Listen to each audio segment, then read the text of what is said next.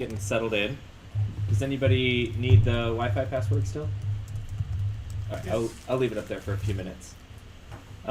So we'll follow a pretty simple schedule for the next little under 2 hours.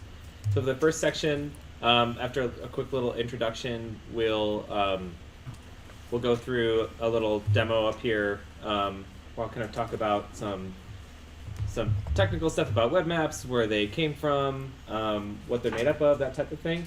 And then during the second half, you guys will dig into some stuff and try it out on your own.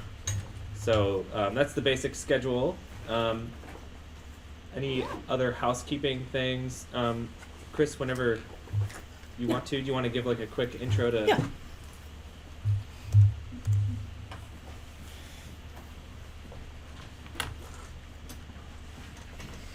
Hello.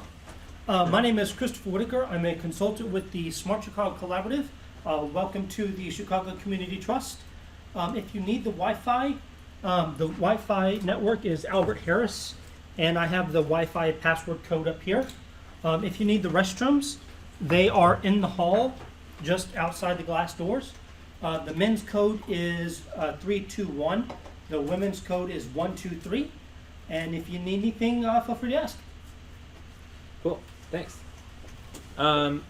Yeah, and then, so Christopher also has this really cool, fancy live stream thing going right now, where there's actually a little neat, like, newscaster feature where it'll show tweets with the hashtag MaptimeShy. So if you are a Twitter person, feel free to tweet at that, and it'll pop up on the live stream, which is pretty sweet. Cool. So I guess we'll just start by going around the room. It would be great. I know everyone's got food in their mouths right now, but it'd be great if you could just sort of introduce yourself, say your name, what you do for a living or for fun, and what you're interested in learning about. So I'll start. I'm Dan. For fun, I like to ride bicycles, and I'm interested in learning sort of how everybody is going to interact with what we're doing today. So that's kind of me. Cool. Well, I'm Dave Bild. I'm from the Peggy Noda Bark Nature Museum. I work in our high school programs there, and we do a little bit of mapping, pretty basic stuff, doing mobile data collection and things like that. But yeah, I'm excited to learn more about web-based mapping. Hi, I'm Vitali. I actually have quite a few friends at the Nature Museum. And I'm a student of urban planning at UIC, so mapping, of course, is of interest to me, and I've just always liked maps, and just curious, you know, I make a lot of maps in Illustrator, so it's curious to make maps that are, you know, web format, so always interested in learning something new. Hi, I'm Eve. I work in education and education technology design, and I'm interested in networked classrooms and schools. Hello, I'm an educational game designer. I'm interested in location-based entertainment, but also by extension, location-based media and interaction. Oh, did I say? Yeah, that's my name. I'm Dave. For a job, I'm a software developer, and I work on software that's fairly different from mapping, and I've always liked paper maps, all sorts of different maps, and so I just thought I'd come by and see what that side of the technology space looks like. Awesome. I'm Peter. I have a background in architecture and engineering. Mostly interested in mapping transportation. Excuse me. Name is Nathan, and yeah, my background and former experience was in paper maps, so I'm really interested in this new thing called GIS. Some of it, I looked at some of it, but so this is a new experience for me. My name is Justin. I'm a student at the University of Chicago. I do a lot of work with web maps in particular, and I've I write plugins for Leaflet, which is the library that we're going to work with tonight. And for fun, I like to write about architecture. My name is Raisa. I'm taking a year off college to do an internship, and I'm a complete novice when it comes to computers, so I've come here to learn anything that I can absorb. I'm Adam. I'm a GIS analyst at Chicago Public Schools, and I'm interested in bringing that organization into the 21st century so they will stop printing maps and hopefully start using web maps more. I'm Josh. I'm formerly a GIS analyst, and now I work with Cook County government on open data and do other mapping and data projects. I'm Kathy, and I do presentation design, and so occasionally I run across some maps. So I'm usually like looking things up in Google and putting them on my little map in PowerPoint, and I'm just starting to learn Maptitude. Oh, cool. And I thought this might be interesting too. Awesome. Great. And it sounds like we have really great diversity of backgrounds, which is perfect. So one thing I'll just say is this, I'll get into some of the background of Maptime and what the goals are and that type of thing, but please feel free to jump in and ask questions at any time. We're a small group, so I want to keep this conversational. And then for the folks who sort of self-identify as non-technical folks, I know most of the technical folks in this room personally, and they would be willing to give you a hand once we get into the demo stuff. So please feel free to work together and ask questions and that type of thing. Cool. All right. Yeah. Good. We're nice and close.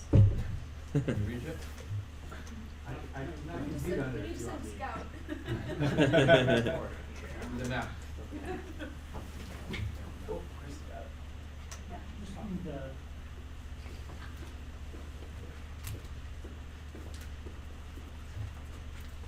Hello. Welcome. While we're getting that power hooked up, I'll just go through some of the real basics of today and the thing that is Maptime. This is kind of an interesting animal. So Maptime is its own interesting weird thing, but I'll give you a quick little intro here. If you want to follow along, it's at maptime.io/chicago/intro-slides. So if you want to follow along, that's fine. This is a really short section, so only if you're interested in looking later. Which one's Chris? You want to hand that in? That cool out of my hand. Never was so lightly.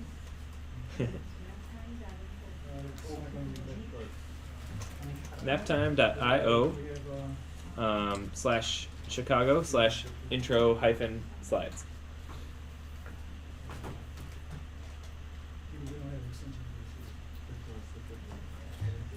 You got it?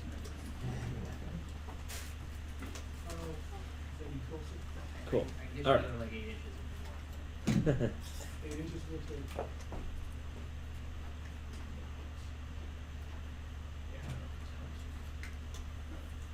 Next time I will bring a power strip.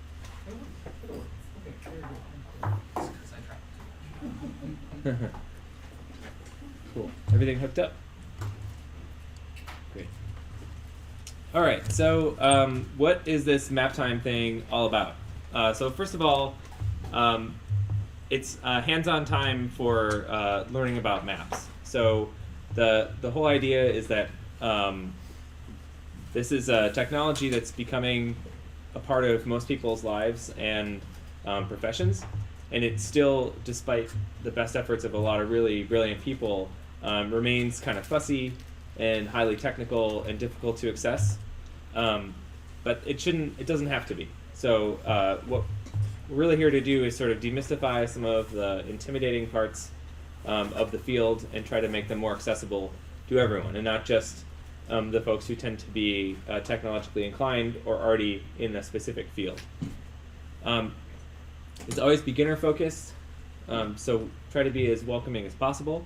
And there's an emphasis on open source, because that's what's available to most folks, and it's something that we can all contribute back to.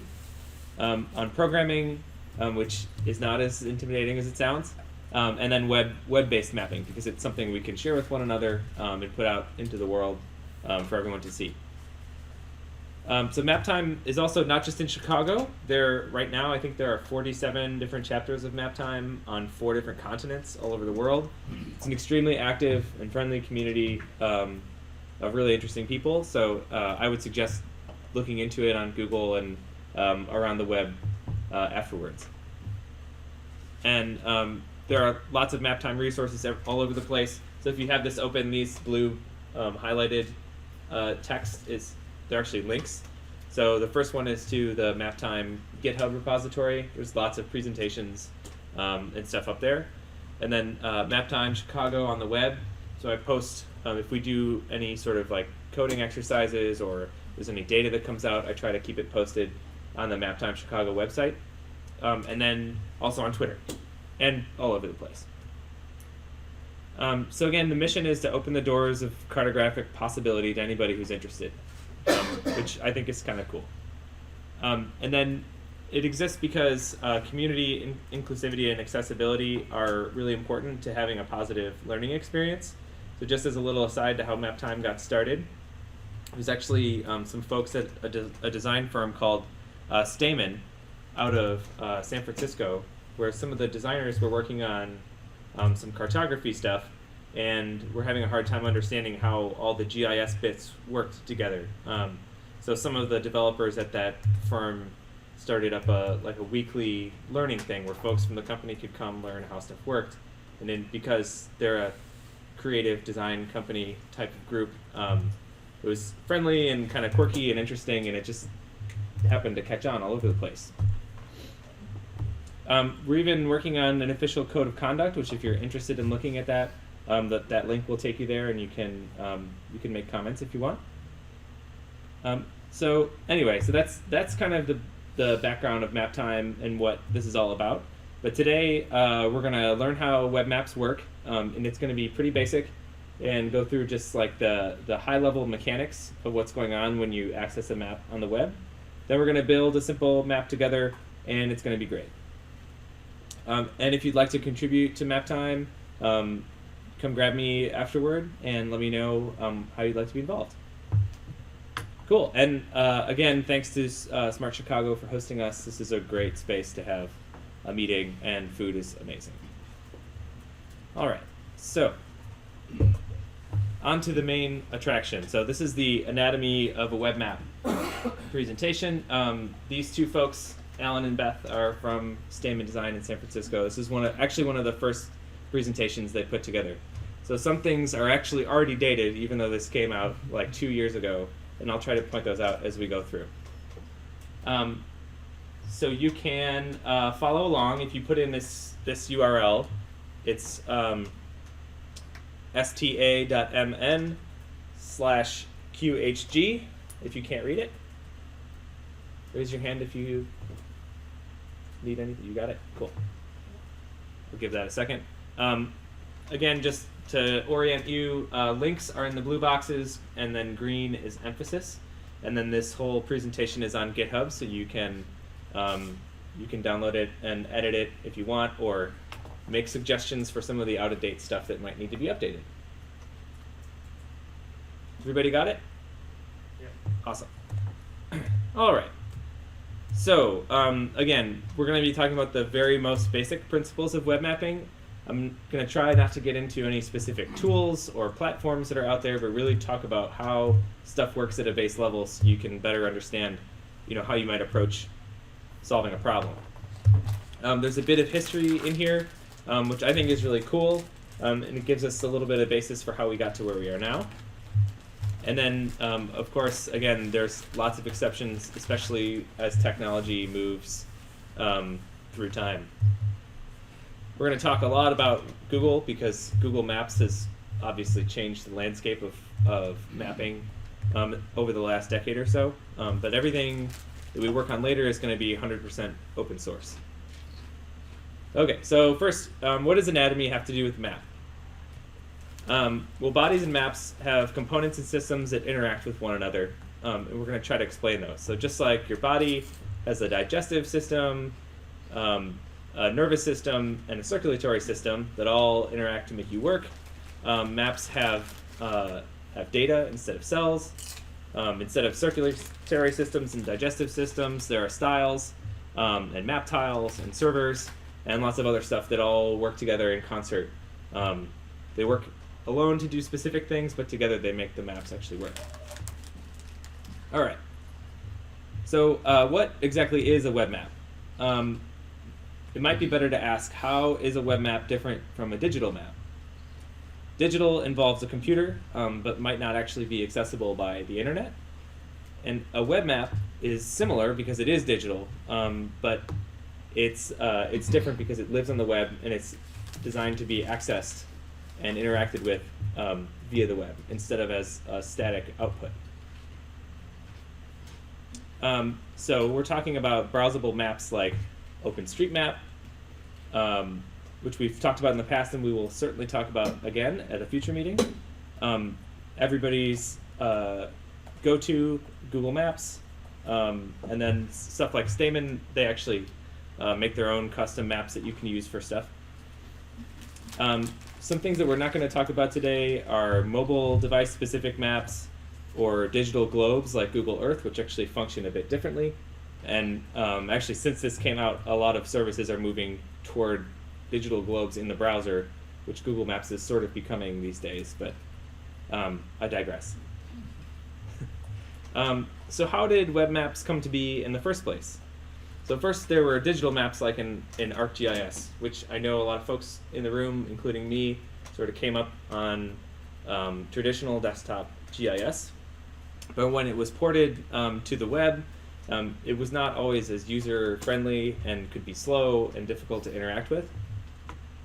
So in 1996, MapQuest launched its web service, which I know a lot of folks in here remember typing in your directions and printing out your paper maps and stapling them together to bring on your road trip or wherever you were going. So it was online and there were directions, and it really paved the way for the web maps that we use today. But it was super slow for one reason in particular. So it required the full page that you were viewing to refresh and reload if you were going to scroll or zoom around the map. And it was always aligned to specific tile boundaries. So unlike Google Maps, where you can kind of like, you can move in an infinite number of ways around the map, with MapQuest you could only move to specific boxes. So Google Maps really paved the way for online mapping in 2005. So does anyone remember this interface? Right, show of hands. A couple people? Yeah, I don't really either. But what their revolution was not the interface or their specific branding or anything like that. It was what is called the tile.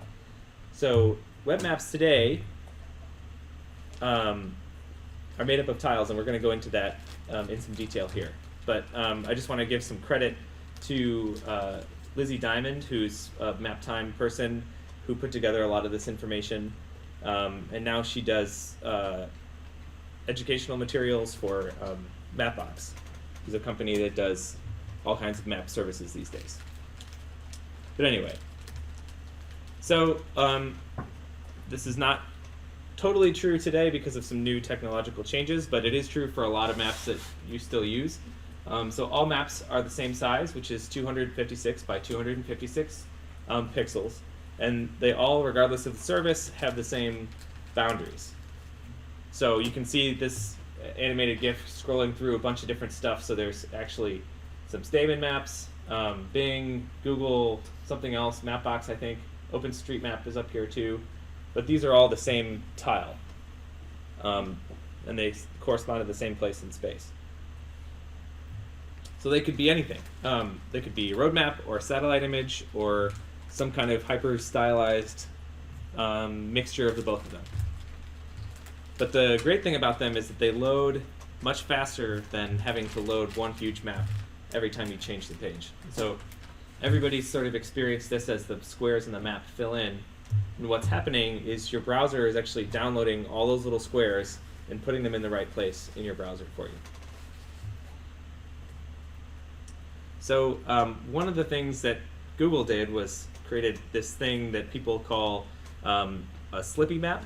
So what happens is when you're viewing a specific place on a map, the tiles that are outside of you will start to preload as you're viewing it, so that when you move the map around, those images are already there in the map.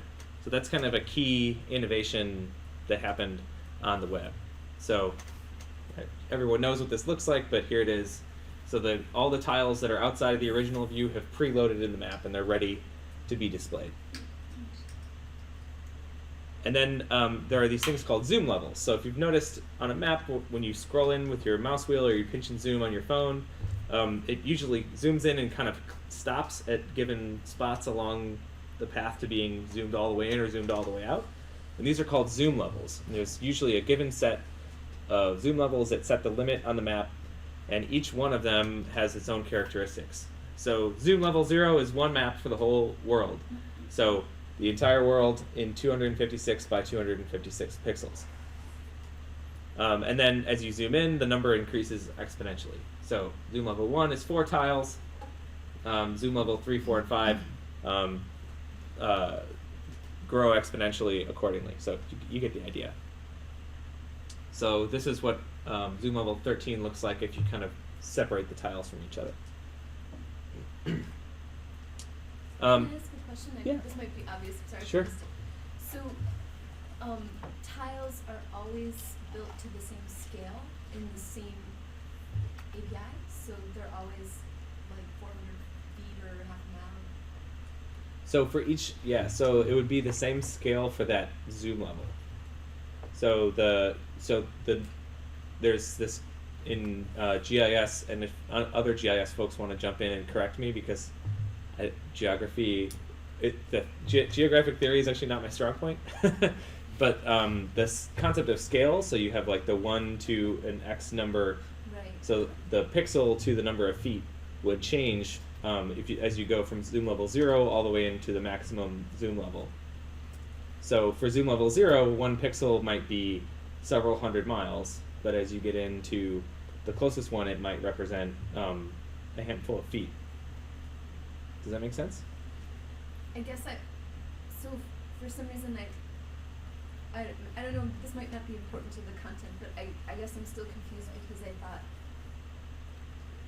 that, so if you're zooming out to see more of the geography, then that isn't that's an increase in the number of tiles? As you're zooming out, it's a Just- decrease. So the number of tiles that you're gonna see on your laptop screen, that's pretty much always gonna be the same, right? It's like, that's gonna depend on the size of your laptop screen. Say like, your laptop screen is like 3 tiles by 5 tiles, right? That means it's like 1,500 pixels by X number of pixels. As you zoom in and out, the number of miles, let's say, that each of those pixels represents, that's what's gonna change. So the tiles actually, at different zoom levels, there's actually different tiles, which Exactly. are Yes. rendered at different Yeah. scales. Yeah, totally. Okay. Different tile sets. Different tile sets. Yeah. Right, it's just like take a okay. different set, just put it aside. Okay, sorry to move it. No, that's a great No, question. no, Yeah. the point you raised caused me to think of in flat maps you have a scale, Mm-hmm. and I was trying to come up with the equivalent. Is there an equivalent for? Kind of like, The equivalent might be like think of in Google Maps there's that slider on the side. Yeah. So you can think of it as like when you're dragging that slider, you're picking the tile set that you're gonna be using. So The only question is you don't know. well, you don't know. Well, it's not really kind of the technical Yeah, detail. You it's don't know not like really- are we at zoom level 13 or zoom level Right. 14? but that's kind of the idea. Yeah. so the paper map analog would be the big citywide map or the inset that shows the loop?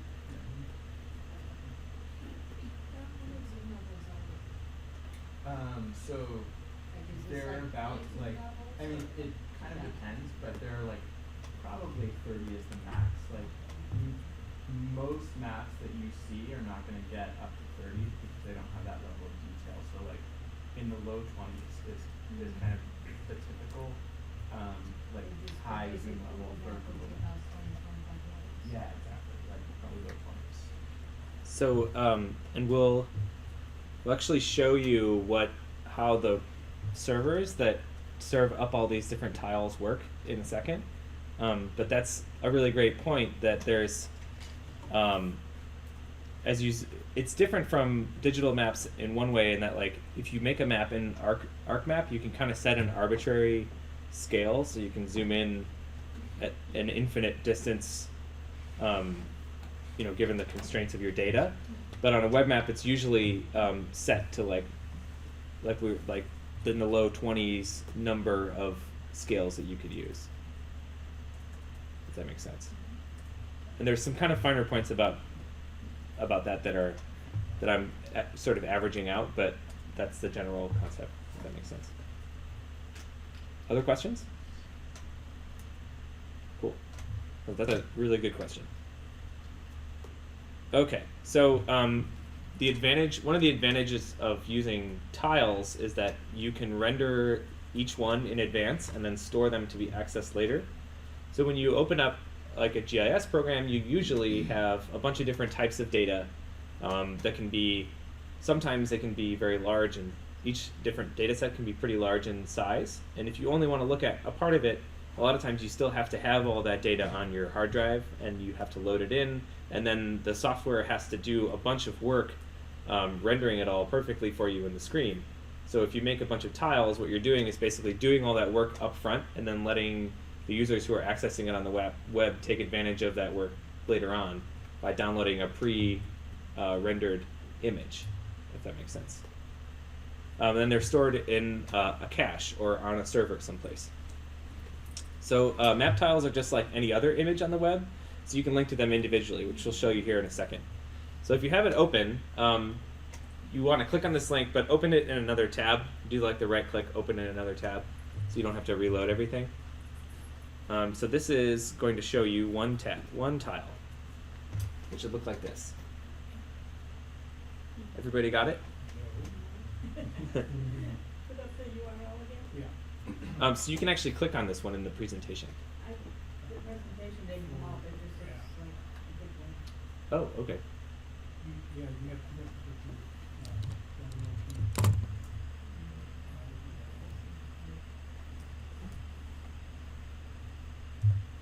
Does anyone need a hand getting to the spot in the presentation that we're at right now? Anyone else? Okay. Yeah, so we're on number 58, so you can, if you've got it loaded up right after the HTML, you can't see it here because the...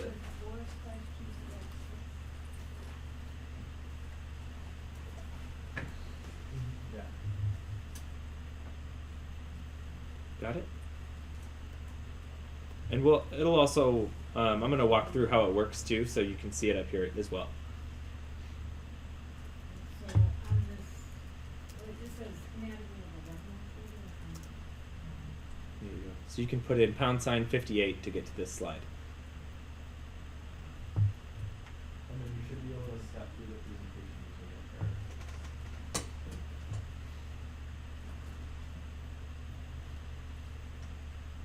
it. Okay.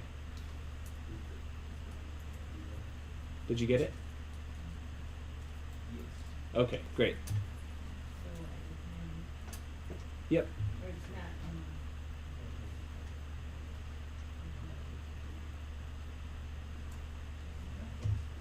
not, All right. We can also, if you want to share one of your neighbor's screens too, because this is just kind of a quick little demo. All right. So let's break down what this URL is actually doing here.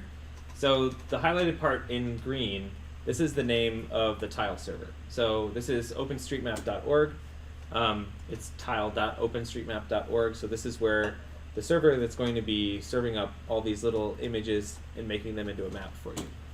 And then as we move from left to right, that first one, number 4, this is actually denoting the Z value or the zoom level. So that we're at zoom level 4. And then the next two numbers, 2/6, this is the XY value or the place in the grid of tiles where this image lives.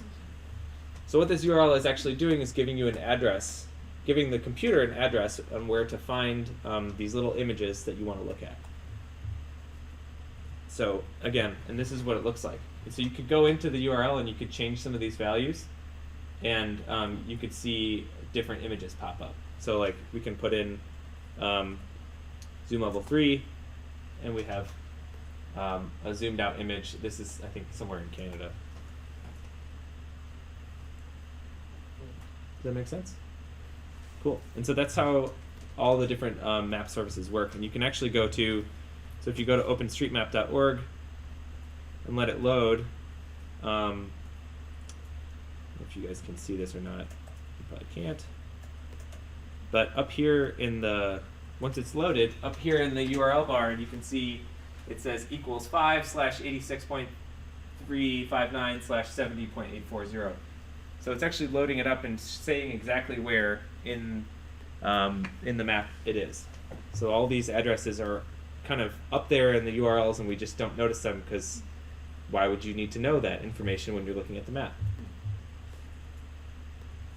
All right.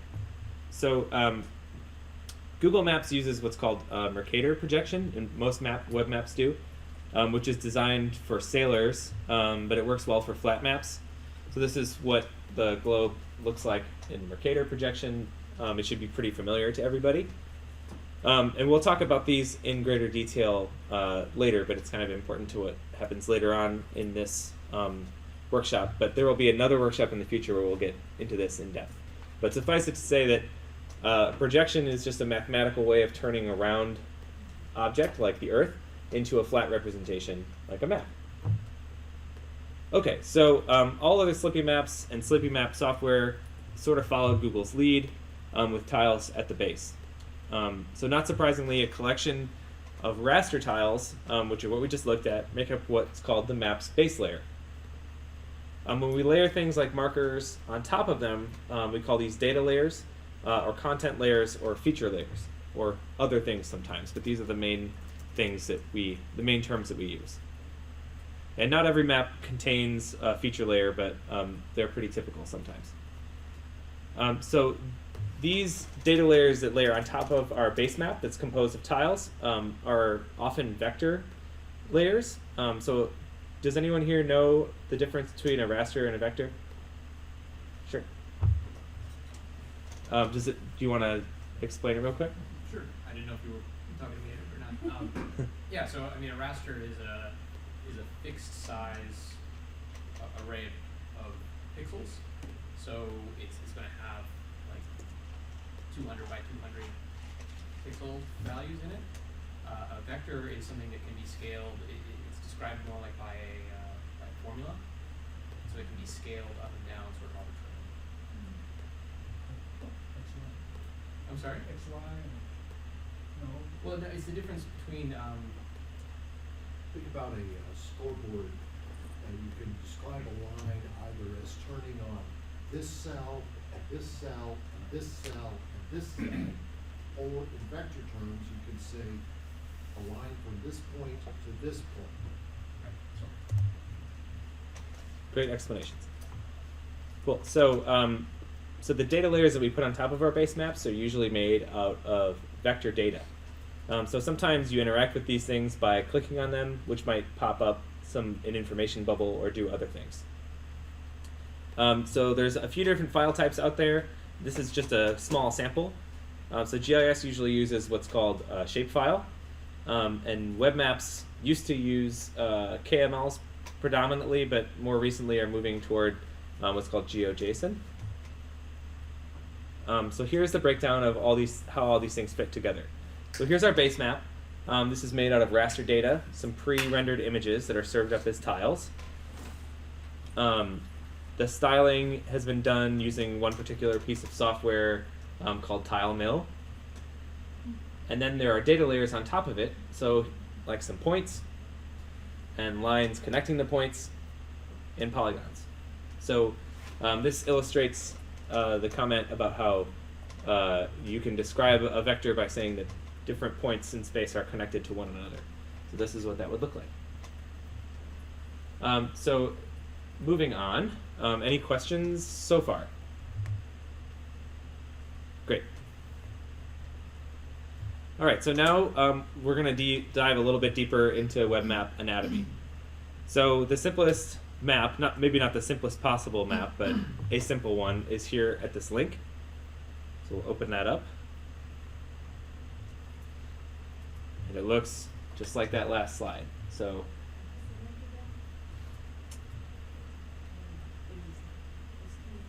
.mn/v5h. Yep.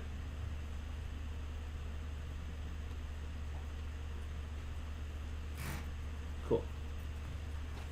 So this is what it looks like. It's just a simple slippy map, and you can see the tiles filling in as I pan around. And then there's a point on here that we can click to see that it's parasoma. And then this is the next slide in the presentation is what the code for that looks like. And we'll get into this in some more depth here in a minute, but this is all that it takes to make this map work from our perspective. There's a lot of things going on in the background, but this is it. And we'll get into that here in a second. And then this looks really complicated and intimidating, but it's really just describing that here on the left side of the screen, these are some things that some person has already done to create some nice looking tiles, which are then sitting on a server someplace. And then we have some feature layers that we might have created. Maybe it's we want to draw a boundary around a collection of things that we want to show someone. And then those come together in this file, which is using the languages of the web. So it's HTML, CSS, and JavaScript. And then all those things are interacting to create the result in our browser. Okay, so what does the JavaScript part do? This is something that Justin brought up. So he works on a JavaScript library called Leaflet that folks may have heard of. That actually grabs all these different tiles, adds content to the top of them, handles our interaction with it, and then makes it all work in the web page. So again, here, if you're following along, these links are all clickable.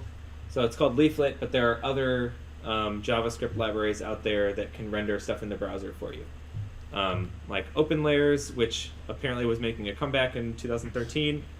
Modest Maps, Polymaps, and then there's a few others as well. And then there are lots of APIs out there that you can tap into. So folks are probably familiar, at least somewhat, with the Google Maps API. If you've ever seen a map embedded in someone's website, that's what it's using. And then Bing and Nokia and Esri all have their own APIs that you can use. Okay, so let's talk about a couple different exceptions. So number one, tiles are always rasters except when they're not.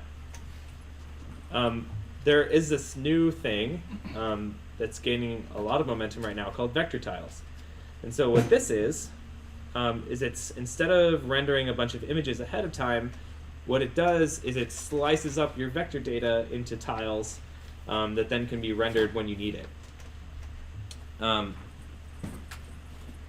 So to make a comparison for a raster, you ask for data that fits in the tile, and for the vector tiles, you already have your data sliced up in the way that you want it to be made into raster tiles later on.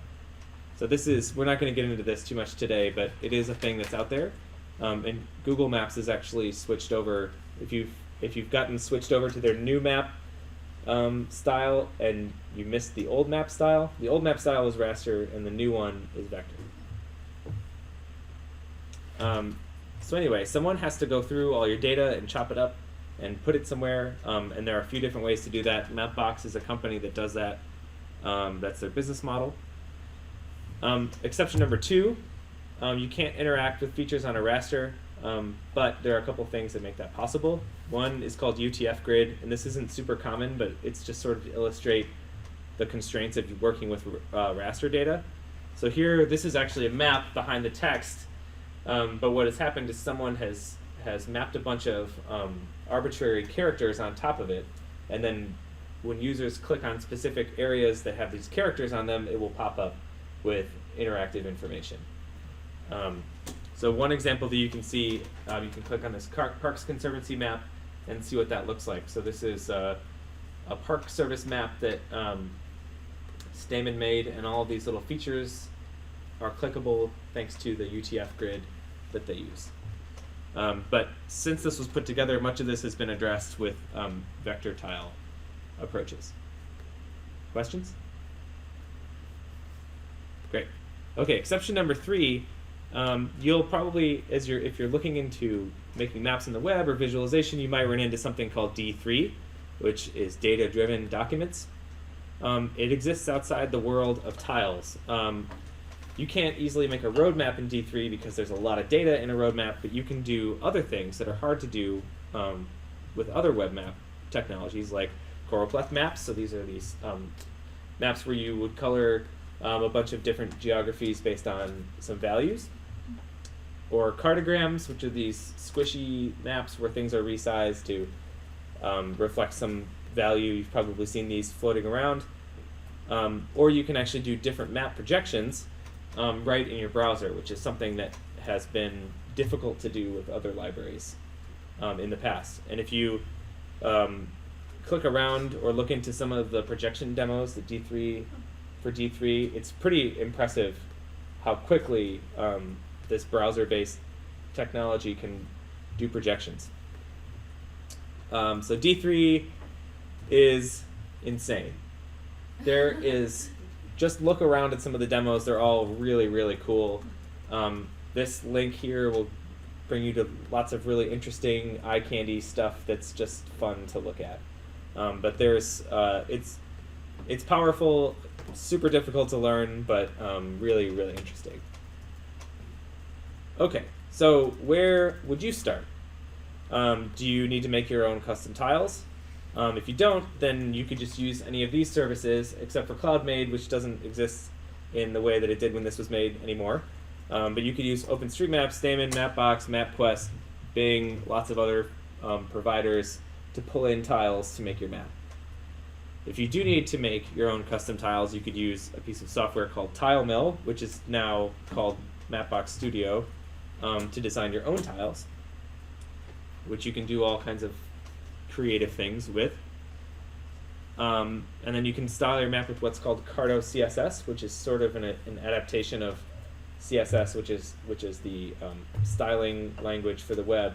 So someone made an adaptation of it where you can use the same types of principles to style your map. You can host these files on Mapbox.com, or you can roll your own server using some of these technologies here. So if you're inclined to do that type of thing, check out some of these links. It is a rabbit hole, but it's pretty interesting. This link, I have to fix. This guy's, that tutorial's not there, but if you search for this guy and GeoPlatform, there's a really good tutorial on how to set up your own tile server. It's very cool. If you need a content layer, or if you don't need a content layer, you can put all your data into the tiles and possibly use UTFGrid for interactivity.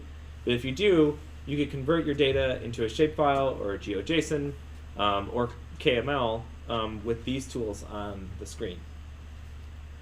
Finally, CartoDB is one example, but there are a lot of new tools out there in the world that do all of this for you on the web that are really aimed at ease of use and focused on the web-based interactivity of maps. Okay, so if you want to learn more about this, you can go to maptime.io/lessons resources. There's lots of stuff up there, tons of tutorials.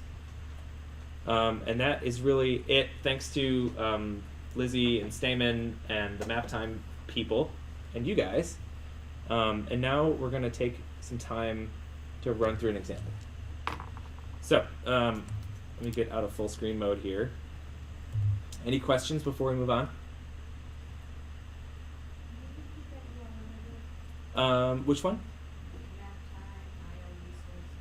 Yeah, so I'll put that back up. So it's maptime.io/lessons-resources.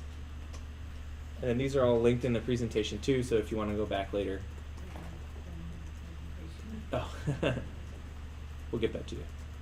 Okay. Any other questions? Great. So what we're going to do is go through a tutorial together. I think we'll probably break up into some groups and work together on it.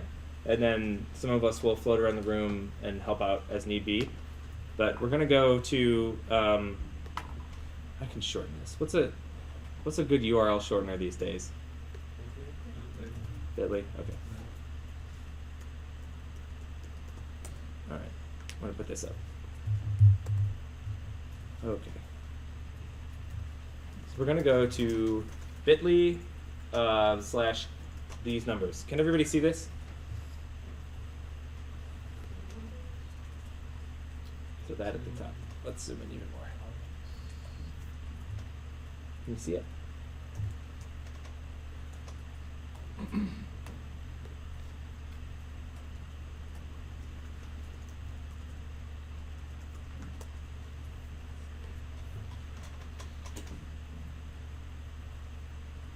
Raise your hand if you need some help.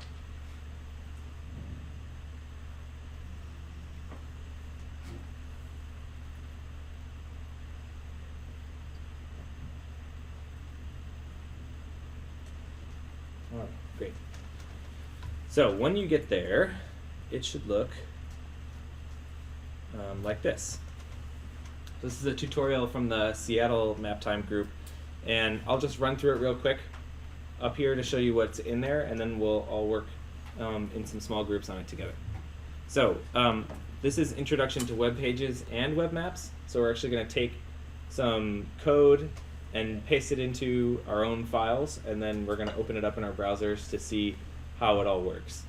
And it goes through a couple different sections.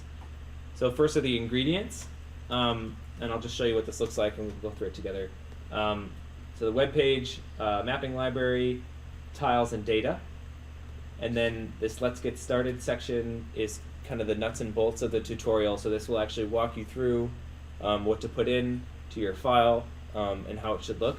And there's lots of good code snippets along the way that you can copy and paste or type in on your own.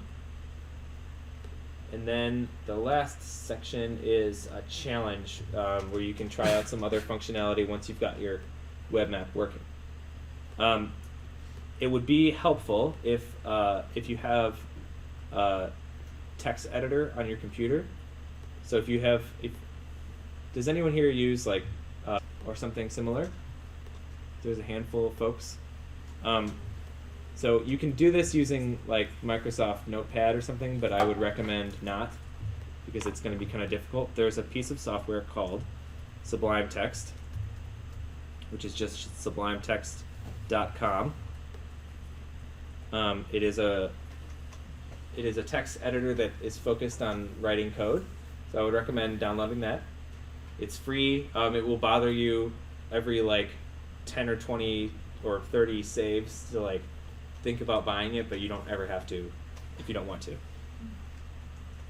But we'll give everybody a few minutes to get that installed if you want to. There's other text editors out there if you want to try them out. But this one's pretty easy.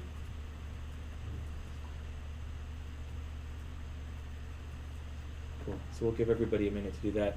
And then, are there any questions right now? This is going to be an adventure. Cool. So I would recommend breaking up into groups of like 3 to 5 and getting started in that. And what is going to happen once you're done, you will have, I promise, you will have something that looks, where's the link? I don't know. Hold on. Oh no.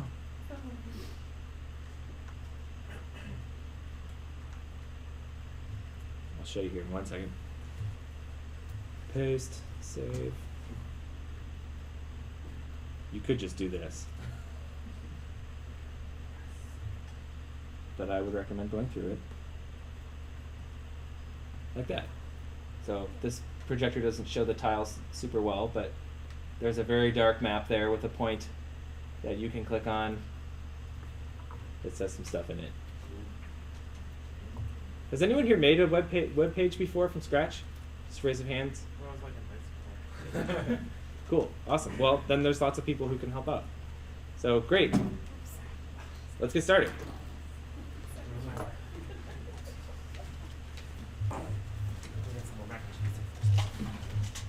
Oh yeah, I think there's lots of food left. Yes, please eat. Ooh, there's tea. Posters. Cool. I'm gonna pop this off. Do you want to be my? Teammate? Sure. Well, just hot water. Okay. Did you want any tea while I'm up? No, I'm good. Okay. This is totally legible.